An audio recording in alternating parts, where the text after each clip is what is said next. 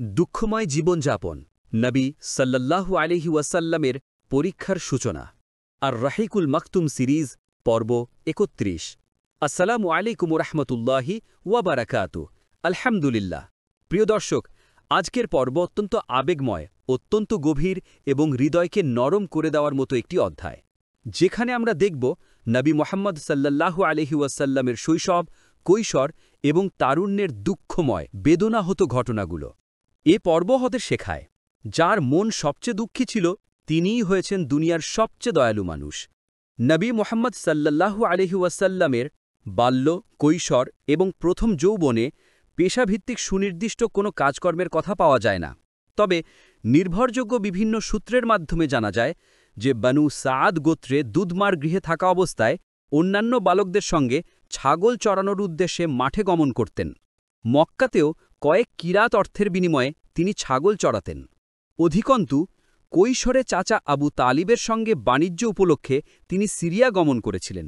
বর্ণিত আছে যে তিনি সাল্লাল্লাহু আলাইহি ওয়াসাল্লাম সাইব ইবনে আবি মাখজুমির সাথে ব্যবসা করতেন এবং তিনি একজন ভালো অংশীদার ছিলেন, না তো তোষামুদি ছিলেন, না ঝগড়াটে ছিলেন। তিনি যখন মক্কা বিজয়ের সময় আগমন করেন তখন তাকে সাদর সম্ভাষণ জানান এবং বললেন, হে আমার ভাই এবং ব্যবসায়ের অংশীদার। তারপর যখন তিনি ২৫ বছরে পদার্পণ করেন তখন খাদিজা রাদিয়াল্লাহু আনহার সম্পদ নিয়ে ব্যবসার উদ্দেশ্যে শাম দেশে গমন করেন। ইবনে ইসহাক হতে বর্ণিত আছে যে খাদিজা রাদিয়াল্লাহু আনহা বিনতে খুয়াইলিদ এক সম্ভ্রান্ত সম্পদশালী ও ব্যবসায়ী মহিলা ছিলেন।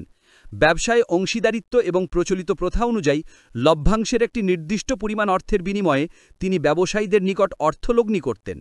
পুরো কুরাইশ গোত্রই জীবন জীবিকার জন্য ব্যবসা বাণিজ্যে লিপ্ত থাকতেন। যখন খাদিজা রাদিয়াল্লাহু আনহা নবী সাল্লাল্লাহু আলাইহি ওয়াসাল্লামের সত্যবাদিতা, উত্তম চরিত্র, সদাচার এবং আমানাত হিফাজতের নিশ্চয়তা অবগত হলেন, তখন তিনি মুহাম্মদ সাল্লাল্লাহু আলাইহি ওয়াসাল্লামের নিকট এক প্রস্তাব পেশ করেন যে তিনি তাঁর অর্থ নিয়ে ব্যবসার উদ্দেশ্যে তার দাস ময়সারার সঙ্গে শাম দেশে গমন করতে পারেন।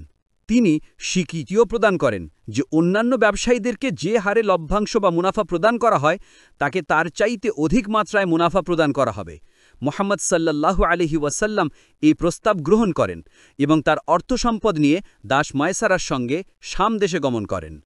প্রিয় দর্শক, নবী ছিলেন অসহায়, অনাথ, দুঃখে ঘেরা, কিন্তু এই দুঃখগুলোই তাকে বানিয়েছিল ইতিহাসের সবচেয়ে দয়ালু, সবচেয়ে স্নেহশীল, সবচেয়ে পরিপূর্ণ মানুষ।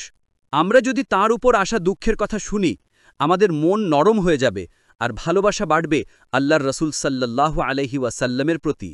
পরবর্তী পর্ব খাদিজা রাদিয়াল্লাহু আনহার সঙ্গে বিবাহ, পর্ব ৩২, ইনশাআল্লাহ।